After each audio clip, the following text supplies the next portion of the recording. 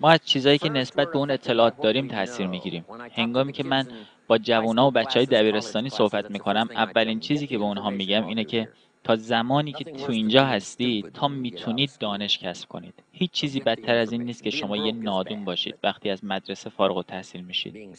بنابراین اطلاعات و دانش کسب کنید. ورشکسته بودن خیلی بده، نه؟ ولی نادان بودن هم بده. اما چیزی که خیلی بده اینه که شما یه ورشکسته نادون باشید. و هیچ چیزی بدتر از اون نمیشه مگر اینکه شما بیمار هم باشید. اون موقع یک بیمار ورشکسته نادون.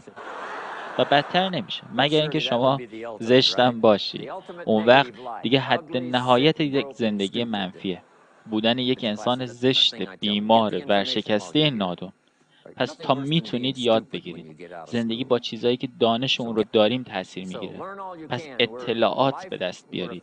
در یاد گرفتن تنبل نباشید. در کتاب خوندن، ایجاد یک کتابخونه کوچیک و رفتن به کلاس‌های مختلف تو زندگی تنبل نباشید.